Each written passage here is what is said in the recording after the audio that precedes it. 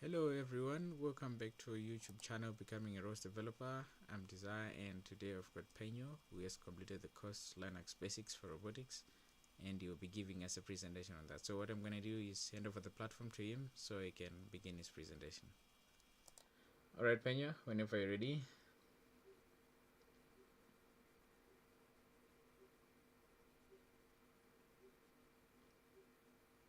You can hear me, right? Yeah. Okay, alright. First, I'll be starting with the actual robot presentation. Mm-hmm. Uh, Maybe if we have enough time after I explain the code, we can get into the sim if that's something you'd like to see. Yeah, sure.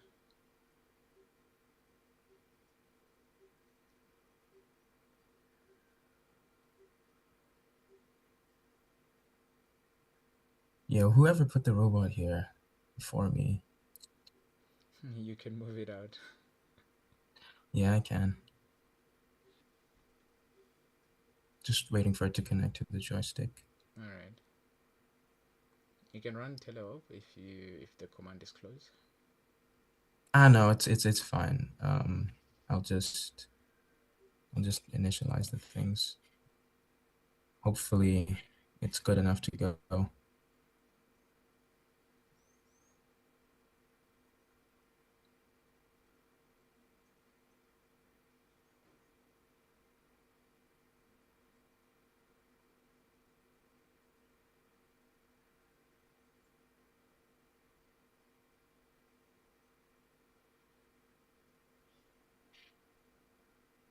Whoops. Where am I? Okay. Do I not know how to spell? Do you have a way of dealing with obstacles that are really close in your script? Yeah, Okay, so you're hoping it to get itself out of that position. I hope so. Okay.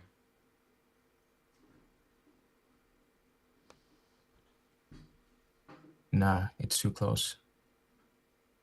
Okay. Maybe enlarge that Uh, a little bit. the screen? Yep. Yeah. Okay, that's good. Okay. Okay. Okay, let's just run teleop then. Ross to run. Could you spell out the thing for me again? Yeah. So teleop underscore. It's teleop underscore. Yeah. You can hit tab. Sorry, it's teleop twist. Yeah. Then tab. Press K and tab again. Yeah. Keyboard, right? Mhm. Then you have to type that That's it. again. Again, teleop keyboard. Yep. Just hit tab. This time it will autocomplete for you. Okay.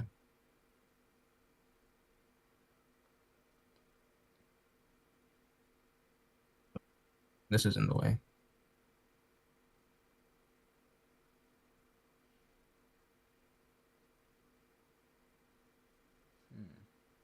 Is it moving? It doesn't I seem. don't see it No, moving. it's not responding. So can you It's check not topics? responding. Sure. 1 minute.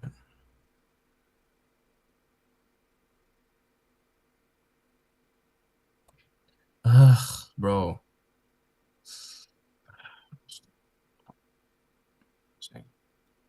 There's no space between rows and two. Yeah, there isn't. I don't know what this is. I don't know what I typed there. Ross to topic list. Mm-hmm. Okay, let's see. Okay, so everything is there. Okay. Try running teleop. Oh, there we go. Okay. Okay. Wait. Okay, there we go. All right. So it was Thankfully, this delaying thing came connection. back Yeah. online.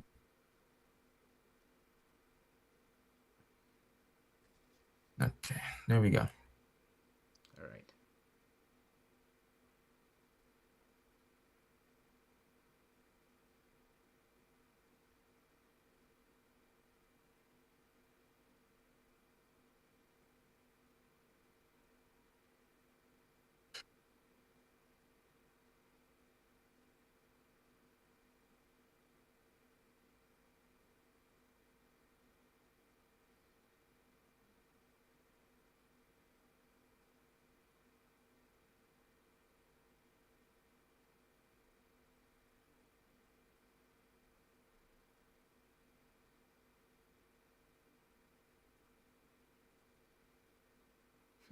It was saying more space to the right and it had left.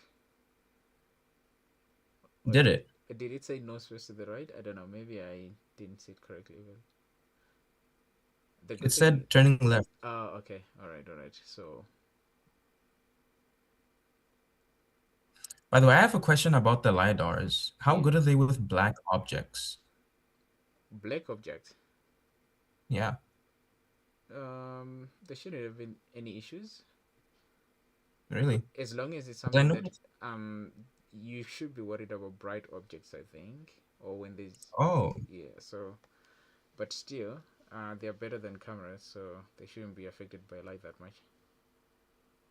okay.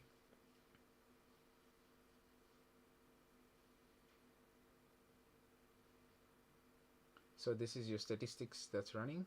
Okay, I see. Yeah, statistics is over here, All right, and this right here is the main.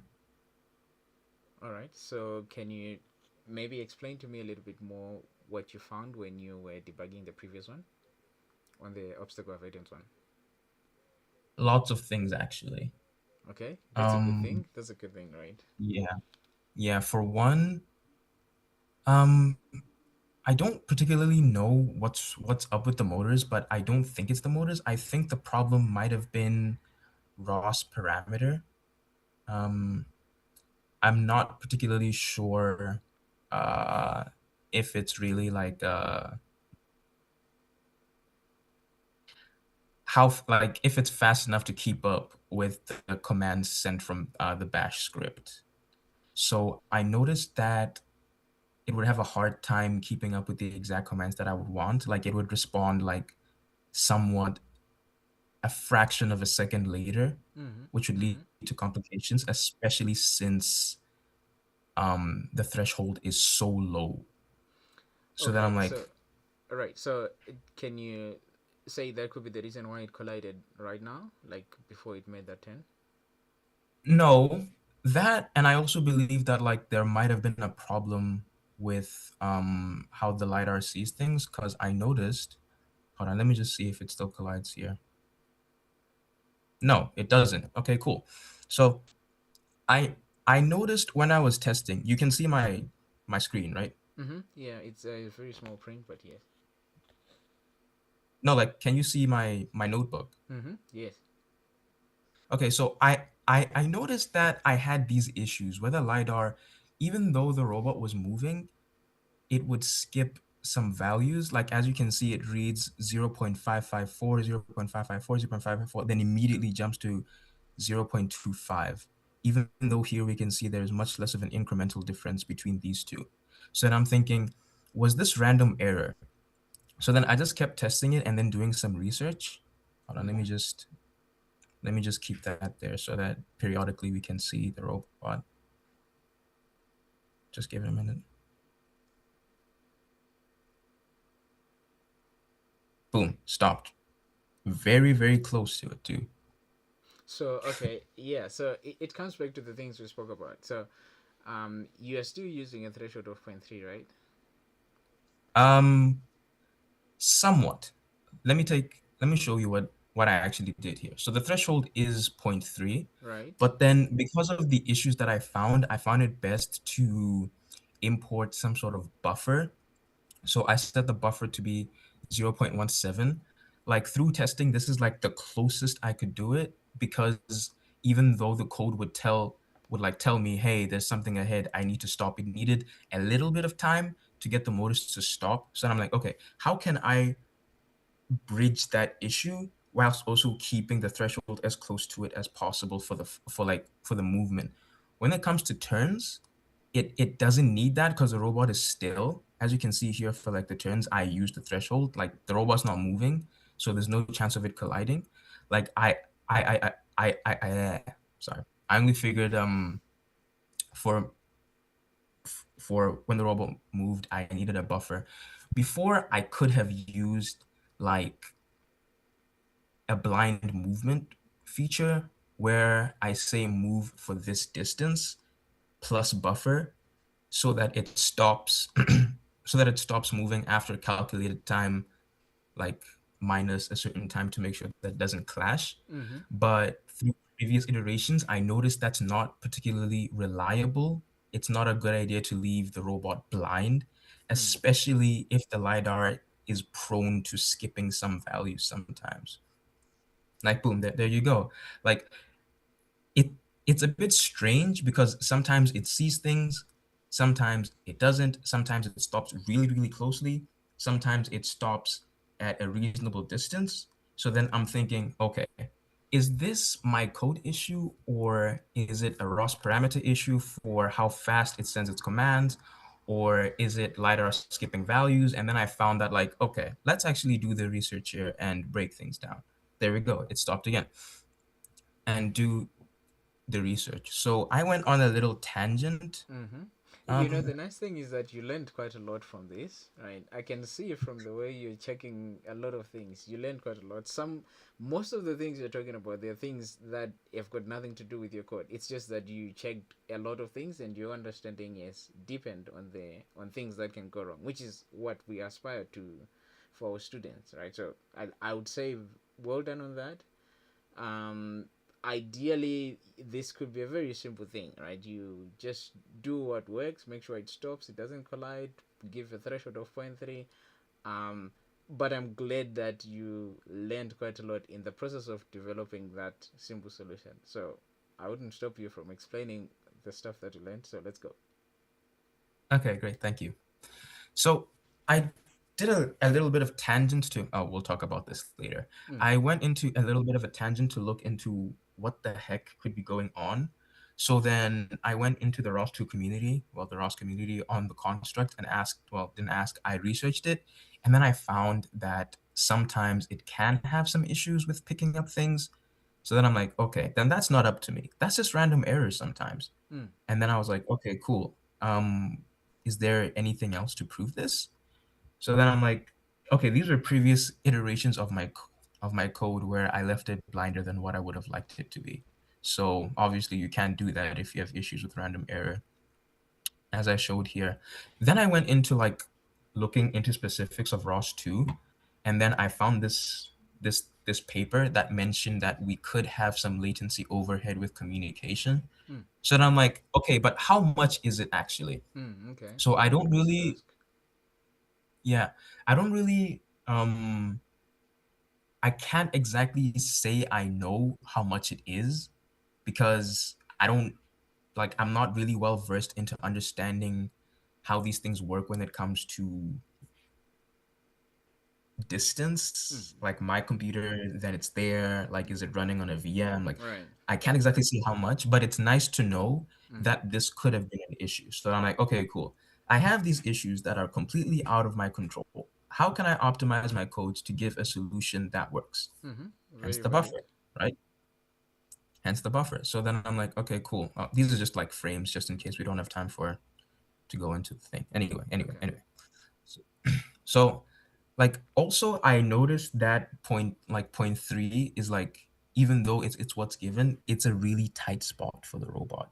Because I was taking screenshots over here. I'm like, okay, so this is 0.36, very close to the wall. This is 0.43. This is 0.39. Like, as you can see, it's very, very close to the wall. So I'm Yeah, like, but okay. given the dimension So of the robot, it's about the same size with the robot, so you shouldn't be worried about it. I think it's just the camera angle that kind of messes with your mind a little oh bit, right? oh Yeah. okay, sure. Yeah. So I went into that. But that was just the troubleshooting aspect of it. Where's my actual thing? Okay. Now we can actually get into the code. So I made it into functions, basically, Mm-hmm. just to make it a little bit clearer. So let me Okay. just Very nice, I would say. thank you. Let me just close these for now so that we can see what's going on. Okay. So the program starts main. So what main does is that it initializes this first, and then it gets into the while do loop to run navigation cycle, which is up here. So I ran it through a priority or hierarchy tree, right? So Mm-hmm. the nodes are somewhat over here into like this decision tree. Okay, so this was like This was like the beta of it, and then this was the completed one, I believe. Yeah. So I won't use this diagram because it's much easier to explain with the code, but it just helped me get my ideas down. Okay. So Um, before you get into this, right? I know there's quite a lot that's going on here. The ideas. I want to ask you one thing. So this is very important. You see that there is a rod that allows the cable to run to the power source, right? yeah, I see the rod. Right. Did you have any issues with that, or how did you deal with it? I didn't have any issues with the rod. Like it didn't bother me. Hmm. Was it Okay. supposed to? No, not really. I mean, if it's something you can ignore, but if you look at your like ranges data as close as you did, you should have probably noticed something. But not that it will affect any of this, but I thought maybe you should have come across something similar or got curious on that bit. Maybe you can. Oh, do you mean the back? Like the Mm. sensing of the back? Mm-hmm. Or you completely ignored Oh, that. no, I didn't. I actually implemented a back movement, but because of the nature of the arena, it never actually needed to go backwards. So maybe I would have picked it up if it needed to. Mm-hmm, mm-hmm. Maybe. Yeah. Also, the other thing is also like the ranges data that you're processing. Are you processing the front 180 only? Oh, so Yeah, depending on your I'm system, only you may. processing. Ah, okay. That's it. All right. All right. Yeah, So makes only sense. when this, yeah, only when this is completely gone does it check the back. Mm-hmm. Mm-hmm. Okay. All right. Okay. Let's go on. Okay, sure. So we run into run nav cycle from the main. So also this I kind of X'd it out because I figured like there's no need for this, it'll just cause complications. Mm-hmm. Anyway, so it checks the front range, right? That's the first thing on the priority tree. It checks the front range. Um, so this was just for me to debug, see what was going on. Anyway, so it checks if it's clear at first using the safety margin that we talked about before, which is just threshold plus buffer. It's a Right. global Okay. variable I put up there. I see. So anyway, if it's not free, then it'll break into stop moving. That's a function that just X's all movement, and then it moves into search for path. Mm-hmm. Else, if it is free, it'll just do move forward. So let's break into search for path. So search for path here. Okay. If forward front is blocked, then what do? We need to decide a direction. This over here just gives it time to scan, like so that the LiDAR can also pick up more data.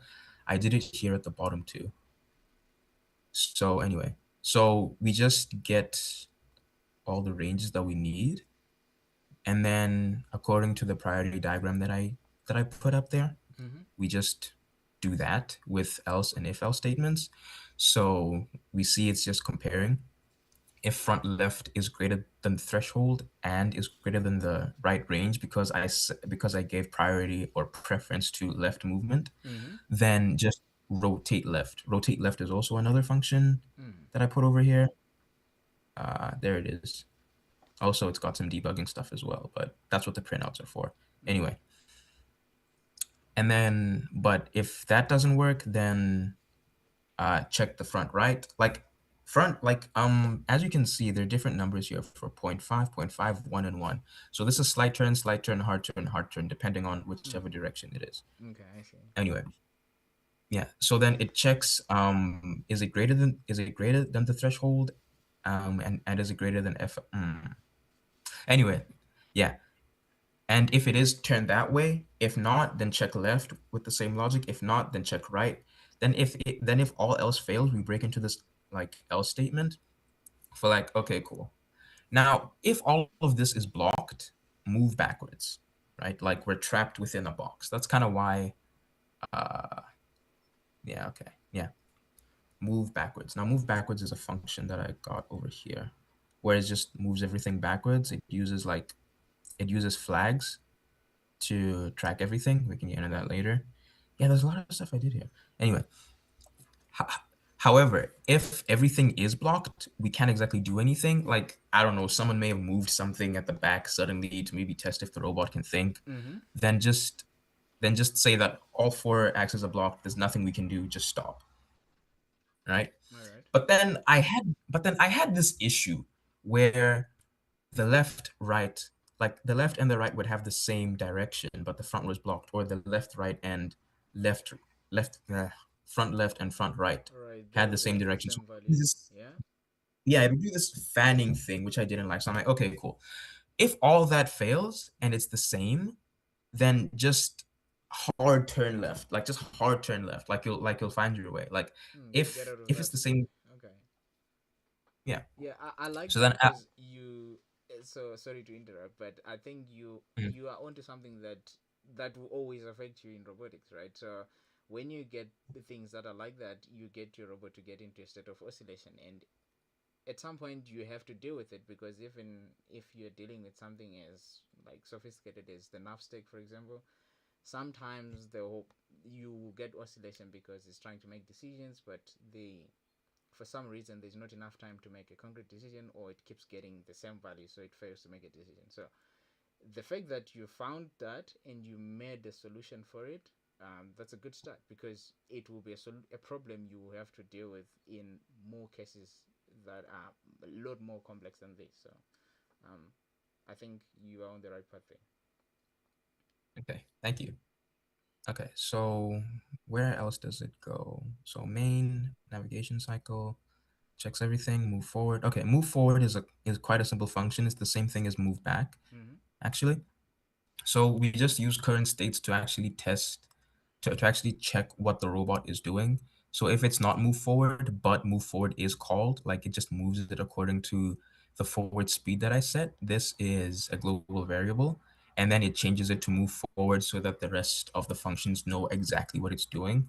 So that it can say, okay, is it moving forward, but move backward has been called. So Mm-hmm. just stop, move back, like stuff like that, basically. Stop moving is over here. It just changes state. Rotate left, rotate right. It uses some multipliers to make sure that, because like, okay, I chose to use multipliers because I didn't want to write different functions for different turning directions, right?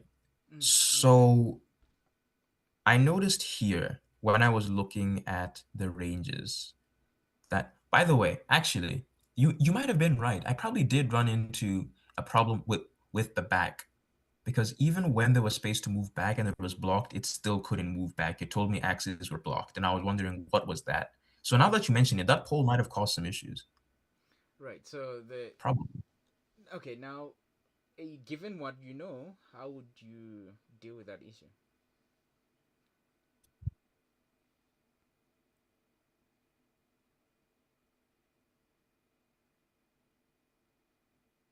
Okay, this poll is like right at the back of, like, it's right at the tail end of the sensor, right? I Okay. mean, it's attached to the robot, so it's always there. Yeah, Whether yeah. it's always there. It's Mm-hmm. always there. So hmm. Okay, so the problem is I didn't exactly see, like, from the code that I saw from the robot interface. Mm-hmm. Where'd you go? You guys only gave us this, right? We didn't actually get the back left and the back right. Is that true? Yeah. So ideally, we just tell you process the front 180 degrees, right? Because that's probably all that you need to do. But because your implementation looks into like backing up, um, I wanted to know how did you deal with this, right? Or did it not work and you eventually did not pay attention to it? If it worked, however, I wanted to understand how did you get it to work with this in mind? Because it can work, you just have to do some pre-processing first, right, before your robot makes a decision. Okay. If it were up to me and I could, Mm, I would edit the robot interface to actually find back left and back right. Like, I was thinking of doing this, but then I'm thinking, okay, maybe the code is getting a bit too, it, it it's getting too much. I wanted to implement a sort of swerve type function, checking is like, do we have enough space to do that? So if this poll is an issue and I can't really do anything about it, if it were me, I would kind of like maybe make scan back left, scan back right, see if we have space, and then maybe shift like 45 degrees and then move backwards. But then that would cause issues yeah. Okay. So with the back thing. I think you probably are complicating things, but the good thing is you're thinking Probably. about it, right? And your solution works. However, it is complex. I admire the work though.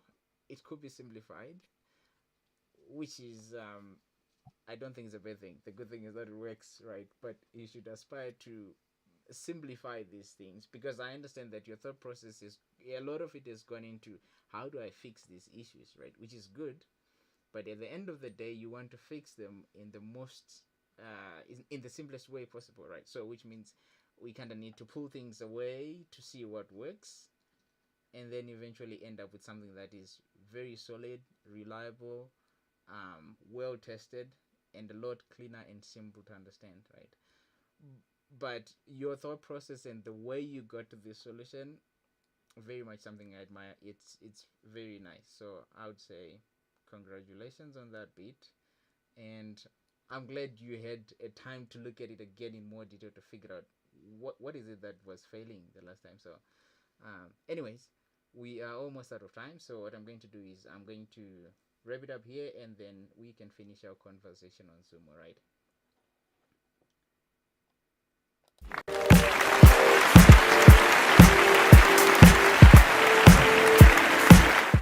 Alright, everyone, this was Phenyo's presentation, and a warm congratulations to him. I'd like to encourage all those of you who would want to try this course or any other one that we offer certification on to do so, and then you can also come and showcase your work and also explain the things that you encountered, how you fixed the problems, and how you got it to work. So until